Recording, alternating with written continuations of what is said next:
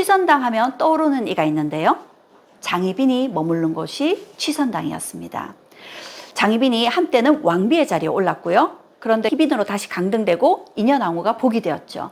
인현왕후가 복이 되어서 머물렀던 공간이 통명전입니다.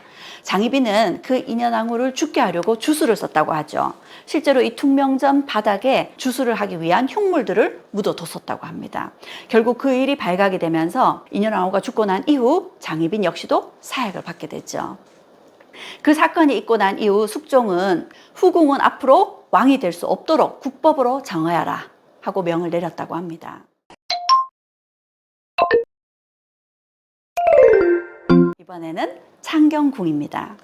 창경궁은 창덕궁 더 동쪽에 있어요. 그래서 두 궁궐을 함께 불러서 동궐도라고 부릅니다.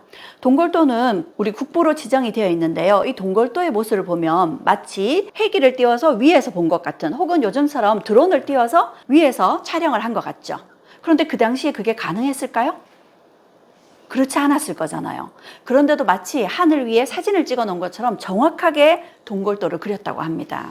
그런 모습을 보면 그 당시 도화서의 화공들이 얼마나 그림을 정확하게 그렸는지, 그러기 위해서 얼마나 많은 노력이 이루어졌을지, 그들의 시선이 얼마나 정확한지를 다시 한번 보게 됩니다.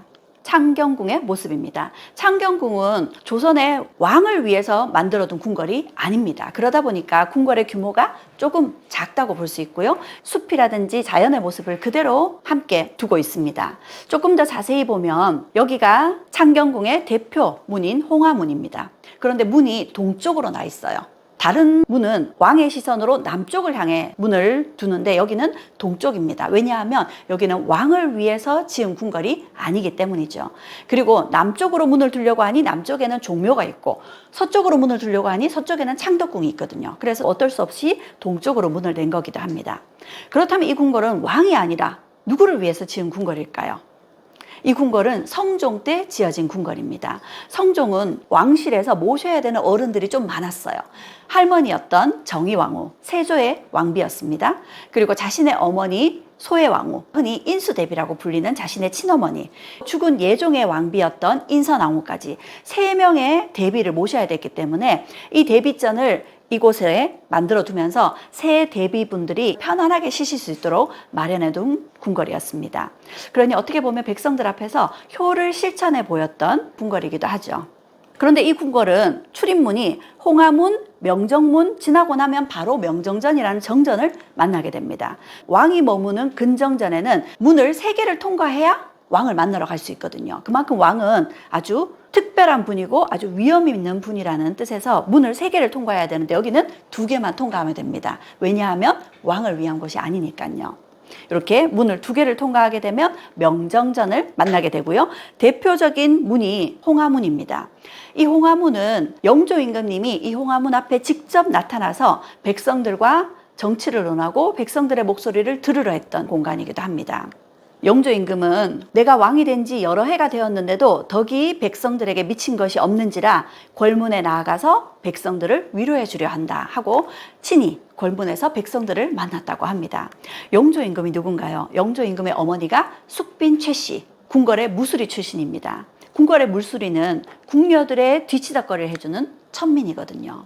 조선 왕실에서 가장 신분이 낮은 어머니에게서 태어난 왕이 영조입니다. 그래서 영조는 특히나 백성들과 서스럼없이 어울릴 수 있었던 거죠. 그래서 이 홍화문 앞에 나가서 백성들에게 세금 제도에 대해서 이렇게 하려고 하는데 백성들의 생각은 어떠한가 직접 물었다고 합니다. 그래서 백성들과 지금으로 비유하자면 백분 토론, 끝장 토론을 펼쳤던 곳이 바로 이곳이었습니다. 창경궁 안에 들어가면 왕이 있는 정각으로 가려면 반드시 이 금천교를 지나야 합니다. 궁궐마다 이름은 조금씩 다릅니다. 여기는 옥천교라고 부르고요. 실제로 이곳에는 이렇게 물이 지나가고 있어요. 여기만 유일하게 지금까지도 물이 지나가고 있습니다. 왕을 만나기 전에 몸과 마음을 깨끗이 하라는 의미를 담고 있죠. 이 옥천교에는 이렇게 도깨비 문양이 새겨져 있습니다. 나쁜 애군이 들어오지 말라는 의미를 담고 있죠. 명정전의 모습입니다. 궁궐을 대표하는 정전이지만 규모가 좀 작습니다. 왕을 위해서 만든 궁궐이 아니기 때문이고요. 명정전의 내부의 모습입니다. 명정전 내부를 공개한 지는 얼마 되지 않았습니다. 요거는 명정전의 야경입니다. 그리고 명정전 뒤편에 가면 문정전이라고 있습니다. 여기가 왕이 신하들과 정치를 논하는 편전이었죠. 그런데 이 문정전 앞마당에서 역시 역사의 가장 큰 비극 중에 하나가 일어났습니다. 사도세자가 뒤주에 갇혀 죽은 곳이 바로 이곳입니다. 그리고 문정전을 나오면 하민전이라고 이렇게 정자가 만들어져 있는데요. 이 정자에서는 영조 임금님이 과거 장원급제자를 불러다가 축하를 해줬다고 합니다. 그래서 입시를 앞두고 있는 학생이 있다면 꼭 데리고 가서 이곳 정자에 한번 앉아보면 어떨까 하는 생각이 듭니다. 여기는 왕비가 머무는 친전입니다. 통명전인데요. 역시 용마루가 없는 걸 확인할 수 있습니다. 이 통명전 근처에 이곳 창경궁에 취선당이 있었다고 합니다. 취선당 하면 떠오르는 이가 있는데요. 장희빈이 머무른 곳이 취선당이었습니다. 장희빈이 한때는 왕비의 자리에 올랐고요. 그런데 희빈으로 다시 강등되고 인현왕후가 복이 되었죠. 인현왕후가 복이 되어서 머물렀던 공간이 이 통명전입니다. 장희빈은 그 인현왕후를 죽게 하려고 주술을 썼다고 하죠. 실제로 이 통명전 바닥에 주술을 하기 위한 흉물들을 묻어뒀었다고 합니다. 결국 그 일이 발각이 되면서 인현왕후가 죽고 난 이후 장희빈 역시도 사약을 받게 됐죠.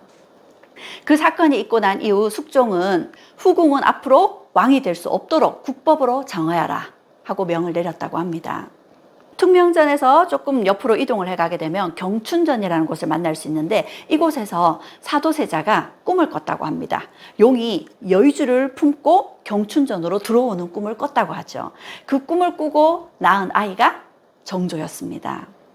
이곳 집복헌과 영춘헌은 정조가 머물렀던 공간이고 정조가 아끼던 후궁 수빈박씨가 머물렀던 공간입니다.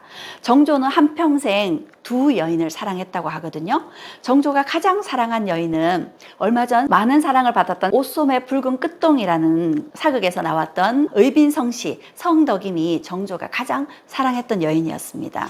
그 성덕임을 안타깝게 잃고 난 이후 성덕임과의 사이에서 낳은 아들도 딸도 잃었거든요. 큰 슬픔에 빠졌던 정조가 다시 마음을 열어준 이가 수빈박씨였습니다.